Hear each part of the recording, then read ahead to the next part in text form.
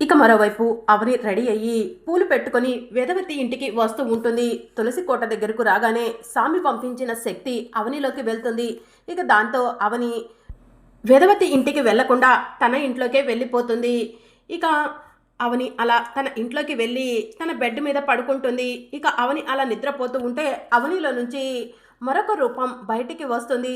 ఇక ఆ రూపం నడుచుకుంటూ వేదవతి ఇంటికి బయలుదేరుతుంది. ఇక మరోవైపు అవని ఇంకా రాలేదు అని చెప్పి మాయ మనసులో అనుకుంటూ ఉంటే అప్పుడు స్వామి ఎవరికి కనిపించకుండా మాయకు మాత్రమే కనిపించి, మాయ, నేను అనుకున్నట్టుగానే అవనిని కాకుండా మరో రూపాన్ని వేదవతి ఇంటికి పంపిస్తున్నాను. తన్ని నీ ఆధీనంలో పెట్టుకొని నేను చెప్పిన పని చెప్పినట్టు చెయ్యి అని చెప్పి మాయకు చెప్తూ ఉంటే, సరే స్వామి అని చెప్పి మాయ అంటూ ఉంటుంది. ఇక అవని మరో రూపం నడుచుకుంటూ వేదవతి ఇంట్లోకి వస్తూ ఉంటుంది. అదిగో అవని వస్తుంది అని చెప్పి మాయ వేదవతి వాళ్ళకు చెప్తూ ఉంటుంది. ఇక అవని వేదవతి వాళ్ళ ఇంట్లోకి రాగానే, అవని, నేను పిలవగానే వచ్చినందుకు థ్యాంక్స్ అని చెప్పి మాయ అంటూ ఉంటుంది. ఇది నా కుటుంబం మేడం, నా కుటుంబంతో పండుగ చేసుకోవటం నాకు కూడా సంతోషమే కదా, మీరు పిలిచిన తర్వాత నేను రాకుండా ఎలా ఉంటాను అని చెప్పి అవని అంటూ ఉంటుంది. మేమైతే నువ్వు ఏదో ఒక వంక చెప్పి రాకుండా ఉంటావనుకున్నాను అని చెప్పి నిహారిక అంటూ ఉంటుంది. నేను కూడా అదే అనుకున్నా నిహారిక అని చెప్పి వసంత అంటూ ఉంటుంది. ఇక అవనైతే వచ్చేసింది కదా, ఇంకా జరగాల్సినవి ముందు ముందు జరుగుతాయిలే అని చెప్పి పెద్దరాజు అంటూ ఉంటాడు. బావా, అన్నీ మాకు అనుకూలంగానే జరుగుతున్నాయి, ఏమీ నీకు అనుకూలంగా జరగట్లేదులే, ఇక నోరు మూసుకో అని చెప్పి కృష్ణబాబు పెద్దరాజుని అంటూ ఉంటాడు. ఇక ముగ్గులు పోటీలు మొదలు పెడదామా అని చెప్పి వేదవతి అంటూ ఉంటుంది. ఇక అందరూ కలిసి ముగ్గులు వేయటానికి వెళ్తూ ఉంటారు. ముగ్గులు పోటీలు అంటున్నారేంటి, ముగ్గులు పోటీలంటే చాలా సమయం పడుతుంది, నేను అనుకున్న పని పూర్తి కాకపోవచ్చు అని మాయ మనసులో అనుకొని, నాకు ముగ్గులు రావు ఆంటీ గారు, ఈ సంవత్సరం మీరందరూ వేస్తుంటే చూస్తాను, నెక్స్ట్ ఇయర్ నేర్చుకుంటాను అని చెప్పి మాయ అంటూ ఉంటే, నీకు నేను నేర్పిస్తాను రామ్మా అని చెప్పి వేదవతి ముగ్గు వేయటానికి మాయను తీసుకొని వెళ్తుంది. మాయ, వేదవతి, నిహారిక, వసంత ముగ్గు వేస్తూ ఉంటారు. అలాగే ఇంకో పక్కన అవని కూడా ముగ్గు వేస్తూ ఉంటుంది. ఇక శ్రీకర్ అవని ముగ్గు వేయటం చూసి, అవని, గతంలో నువ్వు ముగ్గు వేసేటప్పుడు నీకు తోడుగా నీ అత్త ఉండేది, నీ అత్తకు అండగా నువ్వు ఉండేదానివి, మీ ఇద్దరు ఒకరికొకరు అన్నట్టు ఉండేవాళ్ళు, కానీ ఇప్పుడు నువ్వు ఇలా అవుతావని అనుకోలేదు, నువ్వు ఇలా ఒంటరి అవుతే చూసి నేను తట్టుకోలేకపోతున్నాను అవని అని చెప్పి శ్రీకర్ మనసులో అనుకుంటూ ఉంటాడు. ఇక మరోవైపు అవని ముగ్గు వేస్తూ ఉంటే అర్చన అవని దగ్గరికి వెళ్ళి, మేడం మీతో మాట్లాడాలి, ఇలా రండి అని చెప్పి అంటూ ఉంటుంది. ఏంటమ్మా అని చెప్పి అవని అంటూ ఉంటుంది. పక్కకు రండి మేడం అని అర్చన అవనిని తీసుకుని పక్కకు వెళ్తుంది. ఇక అవని అర్చన వెనకే మాయ కూడా వెళ్ళి చాటుగా ఉండి అవని అర్చన ఏం మాట్లాడుకుంటున్నారా అని చూస్తూ ఉంటుంది. చెప్పమ్మా అర్చన, ఎందుకు పక్కకు తీసుకొచ్చావు అని అవని అడుగుతూ ఉంటుంది. మీ ప్రవర్తన నాకు నచ్చలేదు, వీళ్ళు పిలవగానే రావటం అసలు నాకు ఇష్టం లేదు, కానీ మీరు వచ్చారు అని చెప్పి అర్చన అంటుంది. వస్తే ఏమైంది అర్చన అని చెప్పి అవని అడుగుతూ ఉంటుంది. ఇంతకుముందు మీరు ఇష్టం లేని విషయాల్లో అసలు తలదూర్చేవాళ్ళు కాదు, కానీ ఇప్పుడు ఆ మాయతో కలిసిపోయి చక్కగా ఉంటే నేను చూసి తట్టుకోలేకపోతున్నాను మేడం అని చెప్పి అర్చన అంటూ ఉంటుంది. అమ్మ అర్చన, ఆ మాయ పిలిచింది కదా అని నేను రాలేదు, ఇది నా కుటుంబం, నా కుటుంబంతో నేను కలుస్తూ ఉంటేనే కదా నేను నా బావ దగ్గర అయ్యేది, అందుకే వచ్చాను అని చెప్పి అవని అర్చనతో చెప్తూ ఉంటుంది. మీరు చెప్పింది కూడా కరెక్టేలే మేడం అని చెప్పి అర్చన అంటుంది. అమ్మయ్య, ఆ అర్చనకు ఎలాంటి అనుమానం రాకుండా అవని నా అధీనంలోనే ఉండి నా గురించి ఏమీ చెప్పకుండా మాట్లాడుతుంది అని చెప్పి మాయ మనసులో అనుకుంటూ ఉంటుంది. ఇక ముగ్గులు వేయటం పూర్తవుతుంది.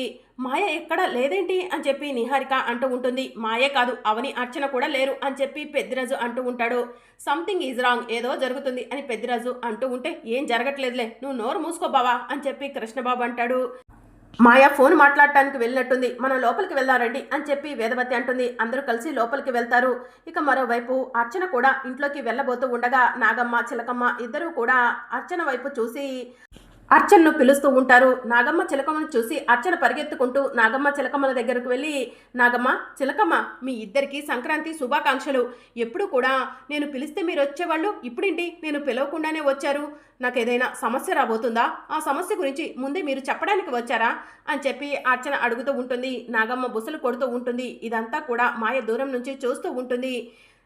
ఇంట్లో ఉంది అసలైన అవని కాదు, నకిలీ అవనని అర్చనకు చెప్పడానికి ఈ నాగమ్మ, చిలకమ్మ వచ్చినట్టున్నాయి, వీటిని పారిపోయేలా చేస్తాను అని మాయ మనసులో అనుకొని అటుగా వెళ్తున్న అవనికి తన శక్తి సహాయంతో మాయ తన దగ్గరకు వచ్చేలా చేస్తుంది. ఇక అవని మాయ దగ్గరకు వెళ్ళి, ఏంటి పిలిచారు అని చెప్పి అడుగుతూ ఉంటుంది. నువ్వు నా ఆధీనంలోనే ఉన్నావు, నేను చెప్పినట్టు వింటావు, ఎవరికి ఎలాంటి అనుమానం రాకుండా నేను చెప్పింది చెప్పినట్టు చెయ్యి అని చెప్పి మాయ అవనికి ఏదో చెప్తూ ఉంటుంది. అదంతా మనకు వినిపించదు. సరే అని చెప్పి అవని అర్చన దగ్గరకు వెళ్తుంది. అమ్మ అర్చన, ఏం చేస్తున్నావు ఇక్కడ?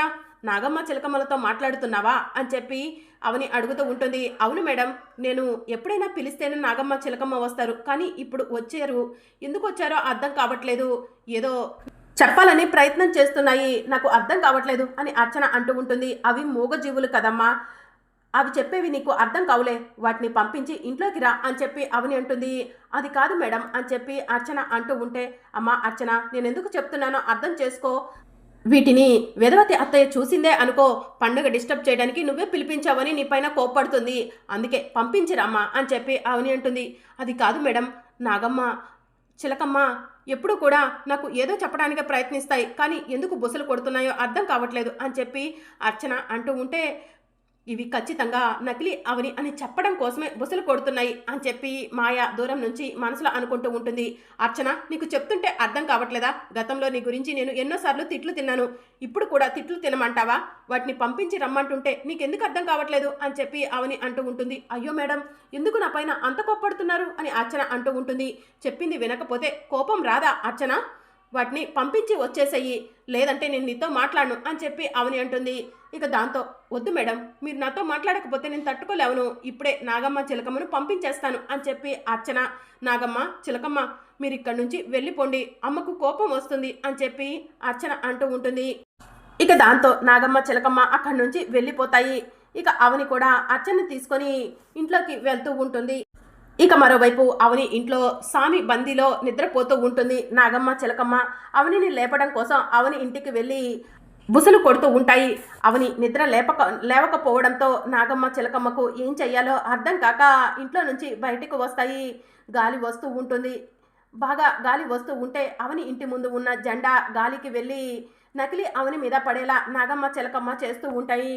ఇక మరోవైపు శ్రీకర్ ఫోన్లో మాట్లాడుతూ ఉంటాడు. అవని రా వెళ్దాము, నేను చెప్పినట్టే చెయ్యాలి, నా ఆధీనంలోనే నువ్వు ఉన్నావు అని చెప్పి మాయ అవనికి ప్రతిసారి గుర్తు చేస్తూ అవనిని తీసుకొని ఇంట్లోకి వెళ్తూ ఉంటుంది. సంక్రాంతి సంబరాలు మనం అనుకున్నట్టుగానే జరుగుతున్నాయి కదా అవని అని చెప్పి మాయ అవనితో మాట్లాడుకుంటూ ఇంట్లోకి తీసుకెళ్తూ ఉంటుంది. ఇక నాగమ్మ చిలకమ్మ ఇద్దరు కూడా గాలి వచ్చేలా చేయటంతో అవని ఇంటి ముందు ఉన్న ఆంజనేయ స్వామి జెండా ఎగురుకుంటూ అవని మీద పడేలా నాగమ్మ చిలకమ్మ చేస్తూ ఉంటాయి. ఇక శ్రీకర్ ఫోన్ మాట్లాడుతూ బయటే ఉంటాడు. అవని మాయ ఇద్దరు కలిసి ఇంట్లోకి వెళ్తూ ఉంటారు.